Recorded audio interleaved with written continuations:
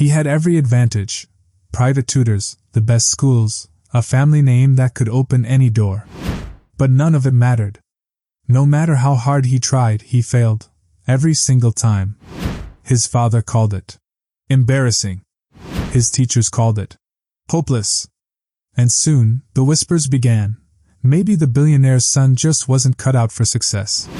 Then, one afternoon, in the quiet halls of an empty school, he met someone no one thought could change his life. A black janitor who had seen more than anyone ever asked. Their worlds couldn't have been further apart. But in a single moment, the janitor saw something everyone else had missed. What he shared wasn't in any textbook, and it would shatter everything the boy thought he knew about learning, about success, and about himself. On paper, Daniel Whitmore's life looked perfect. He was the only son of a tech billionaire, living in a mansion bigger than most hotels, with a personal driver and access to anything money could buy. His mornings began with breakfast prepared by a chef, his afternoons filled with private lessons from the most sought-after tutors in the country. But behind the gates and polished marble floors, there was a truth Daniel couldn't escape. He was failing. Not just once or twice, but in every subject, in every school his father enrolled him in. Teachers were polite, but their eyes told a different story. They'd given up. His father's disappointment hung in the air like a storm cloud, and the pressure to live up to the family name weighed on him more than any exam. Still, Daniel thought this was just his burden to carry, until one ordinary afternoon, in the quiet corridors of St. Alden's Academy, he crossed paths with a man no one paid much attention to, but who noticed everything. Daniel had learned to hide his shame well. He smiled when people asked about school, changed the subject when grades came up, and laughed off his father's thinly veiled insults at dinner. But the truth gnawed at him. Every test, every paper, every report card was another reminder that he was a failure in a world that expected him to shine. At St. Alden's Academy, failure wasn't just a personal embarrassment, it was public. Students whispered in hallways. Teachers spoke to him like they were speaking to a child who simply couldn't understand.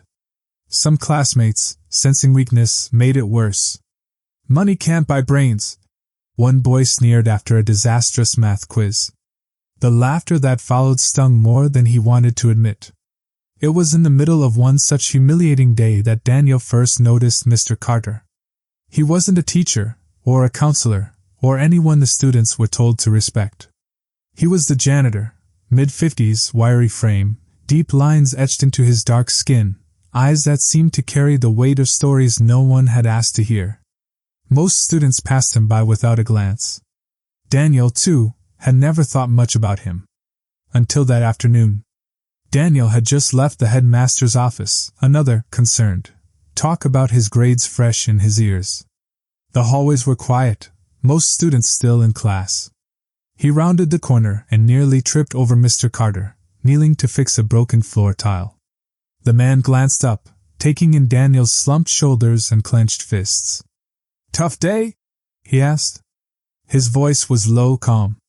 Daniel muttered something about, "just school," and tried to walk on. But Mr. Carter didn't move. "You know," he said, "it's not about the answers you give, it's about how you look at the questions." It was an odd thing to say, but there was something in his tone, steady, knowing, that made Daniel stop. From then on, Daniel began to notice Mr. Carter more. Sweeping hallways before dawn. Carrying heavy boxes while students streamed past. Staying late after everyone had gone home. Always quiet, always overlooked. And yet, whenever their paths crossed, Mr. Carter seemed to have a way of saying exactly the thing Daniel needed to hear. One rainy afternoon, after another failed history test, Daniel found himself in the library long after the final bell. He wasn't studying, just sitting there, staring at the paper covered in red ink. Mr. Carter appeared, pushing a cart of cleaning supplies. He paused, looked at the test, and then at Daniel. "You think you're dumb," he said plainly. Daniel froze. "But maybe," Carter continued, "no one's taught you in a way you can hear." That sentence lodged in Daniel's chest. No one, not his teachers, not his father, not his tutors, had ever framed it that way. It wasn't an insult. It was an opening. Over the next few weeks, Mr. Carter began showing Daniel small tricks: how to break a problem into steps, how to spot patterns others missed, how to use stories to remember facts. It wasn't magic. It was work. Hard work. But for the first time, Daniel started getting questions right. The better he did, the more some people noticed, and not all of them kindly. A teacher remarked that someone must be doing the work for him. A classmate suggested he had cheated. And one day, Daniel overheard two students muttering, "Figures, he's getting help from the janitor. That's all he's good for." Daniel's blood boiled. It wasn't just about him anymore. He saw, for the first time, the way people looked at Mr. Carter, not with respect, but with dismissal, as though his uniform erased his worth. And he realized that Mr. Carter wasn't just teaching him to pass tests, he was showing him how to see the world differently. The real test was coming, and it wouldn't be on paper. The rumor had spread like wildfire. Daniel had scored in the top 10 on the latest national exam. For the first time in his life, he was proud, really proud, of something he'd earned. But pride has a way of drawing fire. At Monday's assembly, the headmaster called Daniel to the stage. His chest swelled as he walked up, hearing polite applause from some, and bitter whispers from others. But when the headmaster began to speak, the words cut like a blade. "It has come to our attention," he said, voice heavy with false gravitas, "that Mr. Whitmore's sudden improvement raises questions. We have an obligation to maintain academic integrity. We will be investigating how these results were achieved." The room went still. Daniel's ears rang. He didn't have to guess what they were implying. He could feel it in the stares, see it in the smirks. After the assembly, they called him to a small office. His father was already there, arms crossed, jaw tight. The headmaster sat behind a polished desk, flanked by two teachers. And in the corner, summoned like a suspect, was Mr. Carter. The accusations came fast. Unapproved assistance. Inappropriate influence. Violation of academic policy. They didn't say the words outright, but everyone in the room knew what they meant.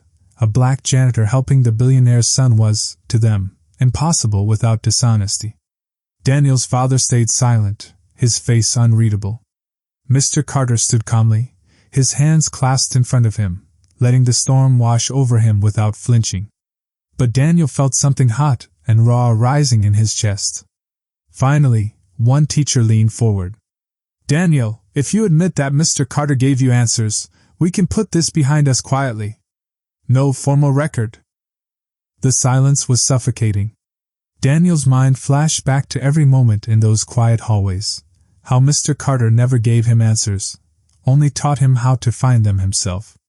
How he'd stayed after hours to explain things no one else bothered to. How he'd believed in Daniel when no one else would. Daniel looked at his father, then at the headmaster, then at Mr. Carter. And for the first time in his life, he felt no fear about speaking up. "No," Daniel said. "He didn't give me answers. He gave me something none of you ever did, respect. You saw a janitor. I saw a teacher. And if you can't understand that, then maybe I'm not the one who failed here."